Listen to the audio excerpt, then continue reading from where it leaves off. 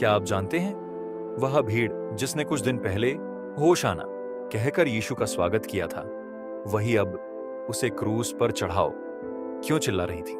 आखिर क्यों यहूदा ने सिर्फ 30 चांदी के सिक्कों के लिए अपने गुरु को क्यों धोखा दिया? जिस यीशु ने अंधों को दृष्टि दी, कोढ़ियों को चंगा किया, मरे हुओं को जीवित किया, उसी को क्यों कांटों का मुकुट पहनाया गया? वह जो दूसरों के पापों को क्षमा करता था, उसे स्वयं क्यों अपराधी की तरह क्रूस पर चढ़ाया गया? जब उसकी एक पुकार पर स्वर्गदूत उसे बचाने आ सकते थे, तो फिर भी उसने अपने कष्टों को चुपचाप क्यों सहा? और सबसे रहस्यमय बात, तीसरे दिन कब्र क्यों खाली थी? आज हम एक ऐसी कहानी लेकर आए हैं जिसने न केवल इतिहास को बदला, बल्कि पूरी मानव जाति के भविष्य को नई दिशा दी। यह कहानी है एक निर्दोष बलिदान, एक अद्भुत प्रेम और एक ऐसे न्याय की जिसने पूरी दुनिया को चौंका दिया। तो बने रहिए हमारे साथ और इस वीडियो को अंत तक देखें, क्योंकि यह सिर्फ एक कहानी नहीं, बल्कि जीवन को बदल देने वाला सत्य है। वीडियो शुरू करने से पहले अगर आप हमारे चैनल पर नए हैं तो सब्सक्राइब करें और इस संदेश को ज्यादा से ज्यादा लोगों तक पहुंचाने के लिए वीडियो को लाइक जरूर करें और कमेंट में लिखें, यीशु की महिमा अनंत है, ताकि यह संदेश दूर दूर तक गूंजे। अब हम आपको लेकर चलते हैं उस अद्भुत यात्रा पर जहां दर्द, बलिदान और प्रेम का सबसे बड़ा उदाहरण देखने को मिलता है। यरूशलेम के चारों ओर हलचल थी। फसह का पर्व नजदीक था और हजारों लोग इस पवित्र पर्व को मनाने के लिए शहर में आ चुके थे। यहूदियों के लिए यह पर्व मिस्र की गुलामी से मुक्ति की याद दिलाने वाला था। यीशु और उनके शिष्य भी पास्का का पर्व मनाने के लिए तैयार हो रहे थे, लेकिन इस बार का पर्व विशेष था क्योंकि यह मसीह के जीवन का अंतिम भोज बनने वाला था। यीशु ने अपने दो प्रिय शिष्यों पतरस और यूहन्ना को बुलाया और कहा, शहर में जाओ, वहां एक व्यक्ति मिलेगा जो पानी का घड़ा लिए होगा।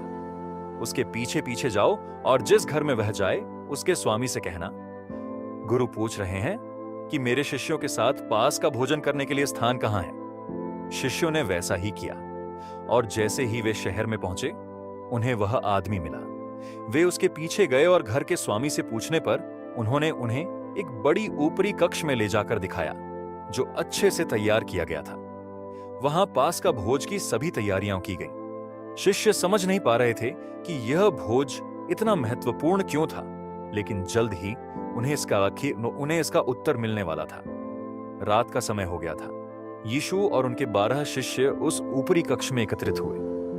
मोमबत्तियों की हल्की रोशनी कमरे को एक पवित्र आभा प्रदान कर रही थी। भोजन के दौरान जब सब शांत थे, यीशु ने अचानक कहा, सच कहता हूं, तुम में से एक मुझे धोखा देगा। यह सुनकर शिष्य चौंक गए और एक दूसरे को देखने लगे। उनके चेहरों पर संदेह और चिंता थी।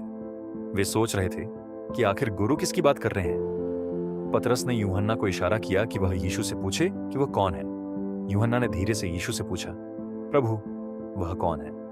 यीशु ने उत्तर दिया, वही जिसे मैं यह रोटी डुबो कर दूंगा। इसके बाद उन्होंने रोटी का एक टुकड़ा लिया, उसे कटोरे में डुबोया और यहूदा इस्करियोती को दे दिया।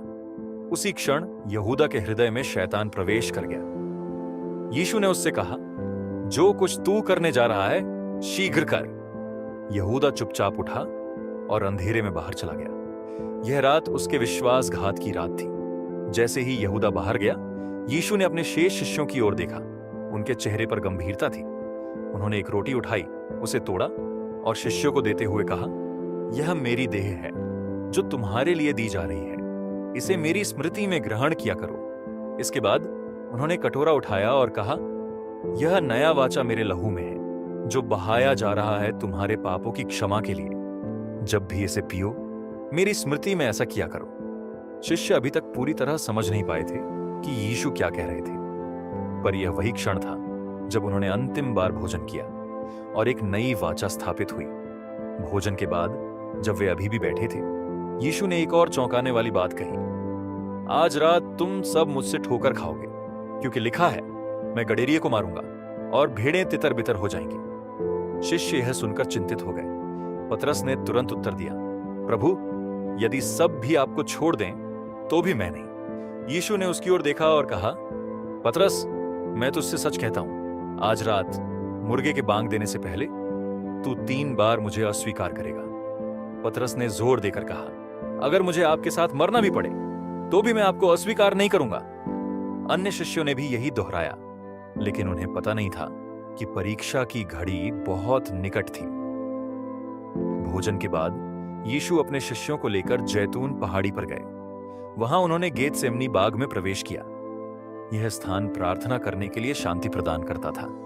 यीशु ने अपने 3 निकटतम शिष्यों पतरस, याकूब और यूहन्ना को अपने साथ लिया और कहा, मेरा मन अत्यंत दुखी है, यहां रुको और जागते रहो। फिर वह कुछ दूर चले गए और घुटनों के बल गिरकर प्रार्थना करने लगे, हे मेरे पिता, यदि संभव हो तो यह कटोरा मुझसे हट जाए, तो भी मेरी नहीं परंतु तेरी इच्छा पूरी हो। उनका मन अत्यधिक व्याकुल था। उनके पसीने की बूंदें रक्त के समान धरती पर गिर रही थी। वह अपने शिष्यों के पास लौटे तो देखा कि वे सो रहे थे। उन्होंने पतरस से कहा, क्या तुम 1 घंटे भी जागते न रह सके? जागो और प्रार्थना करो ताकि तुम परीक्षा में ना पड़ो। 3 बार उन्होंने प्रार्थना की और जब तीसरी बार लौटे तो उन्होंने कहा, उठो, चलो, देखो, विश्वासघाती आ गया है। रात का अंधकार छा चुका था। गेतसेमनी की पहाड़ियों के बीच स्थित बाग में हल्की हवा चल रही थी, लेकिन वहां का वातावरण गहरा और गंभीर था। तभी मशालों की रोशनी और भारी पदचापों की आवाज से वातावरण भंग हुआ। महायाजकों और फरीसियों के भेजे हुए सैनिकों का एक दल तलवारें और लाठियां लिए वहां आ पहुंचा। सबसे आगे यहूदा इस्करियोती था, जो यीशु के स्थान को दिखाने आया था। यहूदा पहले ही सैनिकों को संकेत दे चुका था, जिसे मैं चूम लूंगा वही है, उसे पकड़ लेना। वह यीशु के पास गया और एक कुटिल मुस्कान के साथ बोला, गुरुजी प्रणाम, और उसने यीशु को चूमा। यीशु ने उसकी आंखों में देखा और गहरी शांति से कहा, हे मित्र, तू जो करने आया है कर। तभी सैनिकों ने आगे बढ़कर यीशु को पकड़ लिया। पतरस, जो यह देखकर क्रोधित हो गया था, तुरंत अपनी तलवार खींच ली और महायाजक के एक दास मलखुस का कान काट दिया। यीशु ने तुरंत पतरस को रोका और कहा, अपनी तलवार म्यान में रख। जो तलवार उठाते हैं वे तलवार से ही मारे जाते हैं। क्या तू नहीं जानता कि मैं अपने पिता से 12 स्वर्गदूतों की सेना बुला सकता हूं? लेकिन फिर शास्त्र कैसे पूरे होंगे? फिर उन्होंने मलखुस के कटे कान को छूकर उसे ठीक कर दिया। सैनिकों ने यीशु को जंजीरों में जकड़ लिया और वहां से ले गए। शिष्य घबराकर भाग गए क्योंकि भय ने उन्हें जकड़ लिया था। यीशु को महायाजक कैफा के घर लाया गया। वहां महासभा, सन्हेद्रिन के सदस्य रात के समय एकत्रित हुए थे। महायाजकों और फरीसियों ने कई झूठे गवाह बुलाए, लेकिन उनकी गवाही आपस में मेल नहीं खा रही थी। अंत में महायाजक ने सीधा प्रश्न किया, क्या तू परमेश्वर का पुत्र मसीह है? यीशु ने उत्तर दिया, हां, और तुम मुझे सर्वशक्तिमान के दाहिने बैठा और आकाश के बादलों पर आते देखोगे। यह सुनकर महायाजक ने अपने वस्त्र फाड़ लिए और चिल्लाया, इसने परमेश्वर की निंदा की है, इसे मृत्यु योग्य समझा जाए। सभा ने निर्णय लिया कि यीशु को पिलातुस के पास ले जाया जाए, क्योंकि केवल रोमी राज्यपाल ही मृत्यु की सजा सुना सकता था। जब यीशु पर मुकदमा चल रहा था, पतरस आंगन में एक अलाव के पास खड़ा था। तभी एक नौकरानी ने उसे पहचान लिया और कहा, तू भी यीशु के चेलों में से है। पतरस घबरा गया और तुरंत बोला, नहीं, मैं उसे नहीं जानता। फिर कुछ देर बाद एक और व्यक्ति ने उससे कहा, तू भी तो गलीली है, तेरा लहजा तुझे प्रकट कर रहा है। पतरस ने और अधिक जोर देकर कहा, मैं उसे नहीं जानता। थोड़ी देर बाद कुछ और लोग आए और बोले, निश्चय ही तू भी उसके साथ था। अब पतरस को गुस्सा आ गया। उसने शपथ खाकर कहा, मैं उसे नहीं जानता। तभी सुबह की पहली किरण के साथ मुर्गे ने बांग दी। यीशु ने दूर से पतरस की ओर देखा। पतरस को याद आया कि यीशु ने कहा था, मुर्गे के बांग देने से पहले तू मुझे 3 बार अस्वीकार करेगा। पतरस का दिल टूट गया। वह बाहर जाकर फूट फूट कर रोने लगा। सुबह होते ही महायाजकों ने यीशु को रोमी राज्यपाल पोंटियस पिलातुस के पास ले जाया। पिलातुस ने यीशु से पूछा, क्या तू यहूदियों का राजा है? यीशु ने उत्तर दिया, तू स्वयं कह रहा है। पिलातुस को कोई दोष नहीं मिला, लेकिन महायाजकों और भीड़ ने चिल्लाना शुरू कर दिया, इसे क्रूस पर चढ़ाओ। पिलातुस ने उन्हें शांत करने के लिए कहा, मैं इसमें कोई दोष नहीं पाता। लेकिन भीड़ और जोर से चिल्लाने लगी। अंततः उसने अपने हाथ धोकर कहा, इस निर्दोष व्यक्ति के लहू से मैं निर्दोष हूं। और उसने यीशु को क्रूस पर चढ़ाने के लिए सौंप दिया। सैनिकों ने यीशु को पकड़कर महल के भीतर ले गए। उन्होंने उन्हें लाल चोगा पहनाया और कांटों का मुकुट बनाकर उनके सिर पर रख दिया। वे उनके सामने घुटने टेककर मजाक उड़ाते हुए बोले, यहूदियों के राजा को नमस्कार। फिर उन्होंने उनके मुंह पर थूका और छड़ी से उनके सिर पर मारने लगे। यीशु को क्रूस पर चढ़ाने के लिए गुलगुता, खोपड़ी का स्थान, ले जाया गया। उन्होंने अपने क्रूस को स्वयं उठाया, लेकिन अत्यधिक पीड़ा और थकान के कारण वे गिर गए। रोमी सैनिकों ने साइरीनी शमौन को बुलाया और उसे क्रूस उठाने के लिए मजबूर किया।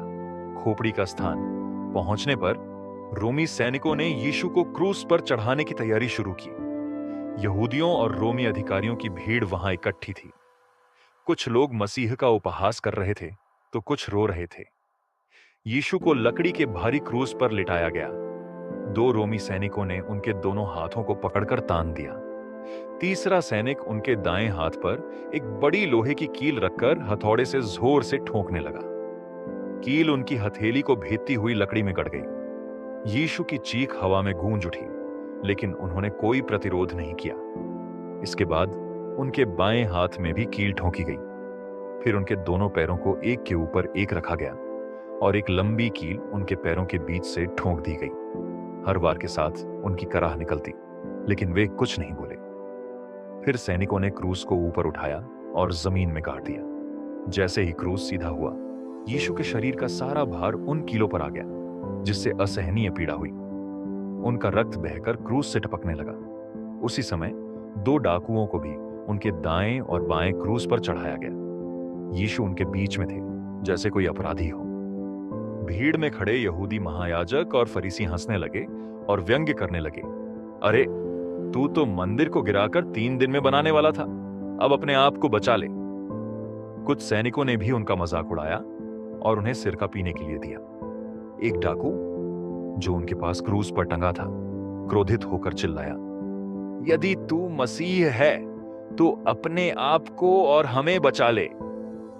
लेकिन दूसरे डाकू ने उसे डांटा, क्या तू परमेश्वर से भी नहीं डरता? हम अपने अपराधों की सजा पा रहे हैं, लेकिन यह व्यक्ति निर्दोष है। फिर उसने यीशु से कहा, हे प्रभु, जब तू अपने राज्य में आए तो मुझे स्मरण करना। यीशु ने अपने करुणामय स्वर में उत्तर दिया, आज ही तू मेरे साथ स्वर्ग में होगा।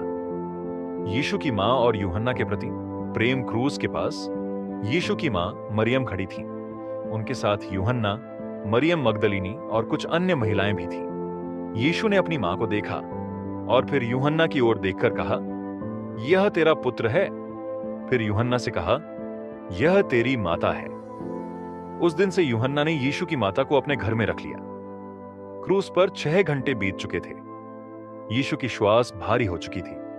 उनके शरीर में इतनी शक्ति नहीं थी कि वे अपने घावों का दर्द सह सकें। हे मेरे परमेश्वर, हे मेरे परमेश्वर, तूने मुझे क्यों छोड़ दिया?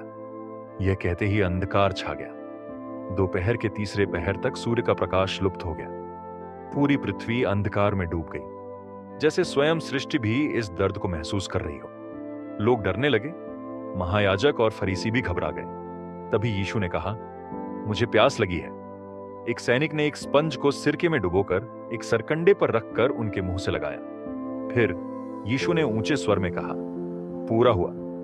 और अंत में उन्होंने अपनी अंतिम सांस लेते हुए कहा, हे पिता, मैं अपनी आत्मा तेरे हाथों में सौंपता हूं। जैसे ही उन्होंने यह कहा, उनका सिर झुक गया और उन्होंने प्राण त्याग दिए। प्रकृति की प्रतिक्रिया उसी क्षण यरूशलेम के मंदिर का पर्दा ऊपर से नीचे तक फट गया। यह पर्दा पवित्र स्थान और परम पवित्र स्थान को अलग करता था, और इसका फटना यह संकेत देता था कि अब मनुष्य सीधे परमेश्वर के पास आ सकते हैं। धरती कांप उठी, चट्टानें टूट गईं और कब्रें खुल गईं। कई मृत संत जीवित हो उठे और यरूशलेम में देखे गए। एक रोमी सूबेदार जो क्रूस के पास खड़ा था, यह सब देखकर कांप उठा। उसने कहा, निश्चित रूप से यह व्यक्ति परमेश्वर का पुत्र था। प्रियो, यीशु ने अपनी पीड़ा सहकर यह सिद्ध किया कि सच्चा प्रेम त्याग की मांग करता है। उन्होंने अपने अनुयायियों के लिए अपना जीवन दे दिया ताकि वे उद्धार प्राप्त कर सकें। जब यीशु ने अपने क्रूस पर चढ़ाने वालों के लिए प्रार्थना की, हे पिता, इन्हें क्षमा कर, क्योंकि ये नहीं जानते कि ये क्या कर रहे हैं। तब उन्होंने हमें सिखाया कि सबसे कठिन परिस्थितियों में भी क्षमा संभव है। पतरस ने अपने जीवन में सबसे कठिन परीक्षा का सामना किया और 3 बार यीशु का इनकार कर दिया, लेकिन बाद में वह पश्चाताप कर वापस लौटा और एक महान प्रेरित बना। यह हमें सिखाता है कि हमारी गलतियां अंत नहीं है। पश्चाताप और सुधार की राह हमेशा खुली है। जीवन में जब हमें कठिनाइयां मिले, तब हमें भी ईश्वर की योजना पर विश्वास रखना चाहिए। यह कहानी केवल एक ऐतिहासिक घटना नहीं है, बल्कि यह प्रेम, बलिदान, क्षमा और विजय की कहानी है। यह हमें सिखाती है कि सच्चा बलिदान दूसरों की भलाई के लिए होता है और ईश्वर की योजना हमारे लिए सर्वोत्तम होती है। यदि यह कहानी आपके हृदय को छू गई हो, तो इसे अपने मित्रों और परिवार के साथ साझा करें और कमेंट में लिखें, यीशु जीवित है, ताकि यह संदेश दूर दूर तक पहुंचे। अगर आप हमारे चैनल पर नए हैं, तो सब्सक्राइब करें और घंटी के आइकन को दबाएं, ताकि आपको ऐसे ही प्रेरणादायक और सत्य से भरपूर कहानियां मिलती रहें। धन्यवाद। परमेश्वर आपको आशीष दे।